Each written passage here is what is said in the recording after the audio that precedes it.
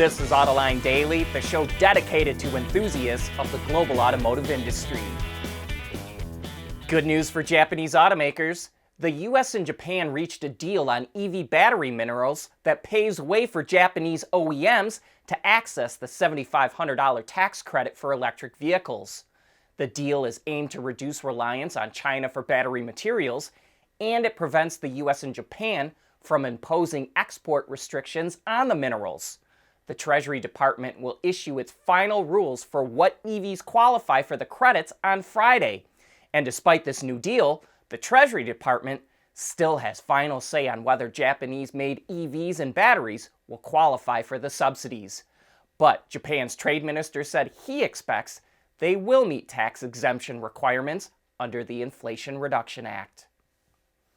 Cox Automotive presented its quarterly report yesterday, and here are some of the key findings. New car sales will hit 14.2 million in the US this year, only 3.3% better than last year. Sales of electric vehicles will top 1 million units, which will be a first. And Tesla sales will be up nearly 40% in the first quarter. Delinquencies and repos have gone up recently, but they're still extremely low. One reason is that the people who got car loans over the last 3 years have much better credit. Even so, high car prices are forcing lower income people out of the new car market.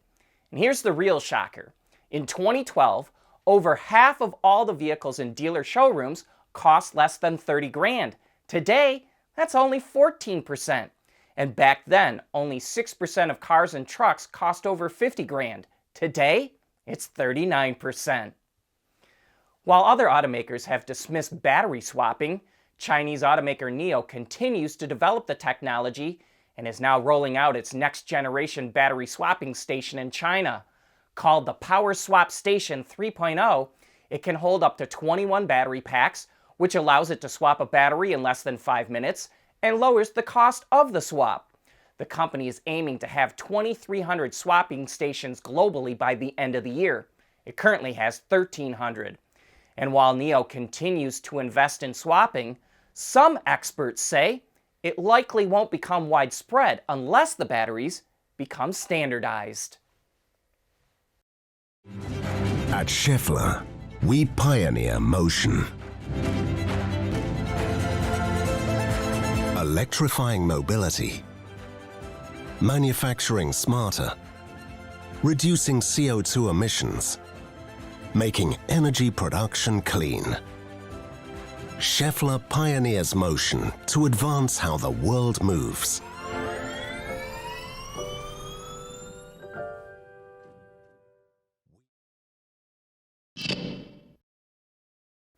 Some automakers are starting to follow Tesla's lead in opening their own charging networks.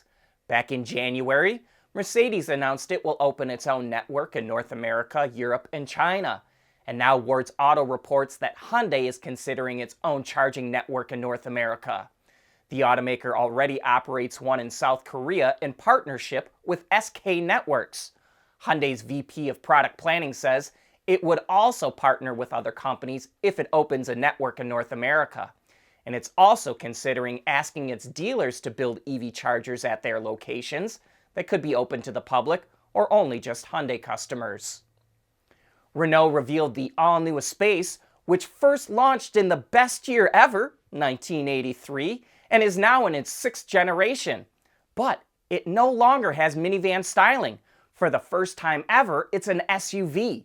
And because of that, it's actually a little smaller than the outgoing model and 215 kilograms, or about 475 pounds lighter. Even so, it still has seating for 5 or up to 7 passengers, with an optional third row. The design is similar to other new Renault models. They all share its signature C-shaped lighting, which is picked up on the front and rear of the vehicles. The interior of the Espace is highlighted by large digital display screens for the instrument cluster and infotainment, which is laid out in portrait mode. And at first, we thought that large piece on the center console was the gear shifter, but it's really just a resting spot for your hand to make it easier to adjust the HVAC controls. The gear shifter is actually on the steering column. Renault says it will start taking orders for the all-new Espace this spring. Ford is giving the Ranger a couple of new off-road variants for European customers. They're called the Wildtrak X and Tremor, which some of you may recognize as a trim that Ford offers here in the States for the Ranger, F-150, and Super Duty trucks. Both feature the same setup. They come standard with Bilstein shocks, a wider track, more robust power steering system, underbody protection, and an upgraded all-wheel drive system, which includes settings like Trail Turn Assist. This is where it will brake the inside rear tire at low speeds to improve the turning radius, which is useful while off-roading, and a feature Ford first started using on the new Bronco. Power comes from a 2-liter diesel that's mated to a 10-speed automatic. The big difference between the two trucks is that the Wildtrak X is a little more upscale than the Tremor.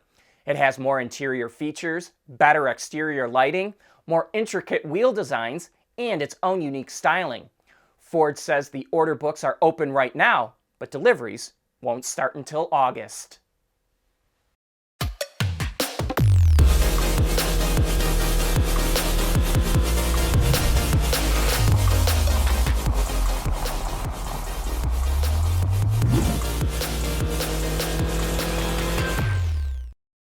We want to know what drives your testing. OTA, connected car, diagnostics, remote testing. Intrepid Control Systems is here to help you work from anywhere. Intrepid Control Systems, driven by your data.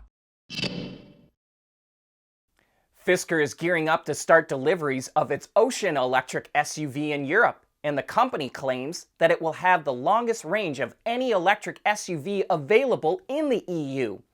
The Extreme model can travel up to 707 kilometers or 440 miles on a full charge based on the WLTP cycle. That's up from its previous estimate of 390 miles. Fisker says it expects to receive European homologation by the end of April and will start delivering the Ocean soon after that. Tesla is really cranking up production at its plant in Berlin. It's now producing 5,000 Model Ys a week. That means Tesla can build 250,000 vehicles a year at that factory at that rate. In October of 2022, it was producing 2,000 EVs a week. That jumped to 3,000 at the end of 2022. Last month it hit 4,000, and now, a month later, it increased production another 25%. Electric reports the Berlin plant has been approved to build 500,000 vehicles a year, and that Tesla is expected to add another model to produce in Berlin. And while Tesla is rapidly increasing production in Berlin, production of Volkswagen's ID. Buzz electric van is going a bit slower. The company says it has built 32,000 ID. Buzzes so far, including both the passenger and cargo versions. But only 10,000 have been delivered, and wait times have been extended until the third quarter. Overall, VW plans to make 44,000 ID. Buzzes this year, but production will really ramp up next year when it phases out production of its T6.1 van at its plant in Hanover. Once that happens, VW will build up to 700 ID. Buzzes a day, which is about 3,500 a week and an annual rate of 150,000 units. But that wraps up today's show. Thanks for watching.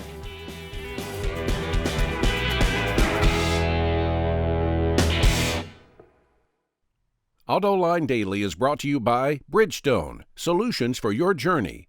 Intrepid Control Systems, over-the-air engineering, boost your game. And by Scheffler, we pioneer motion.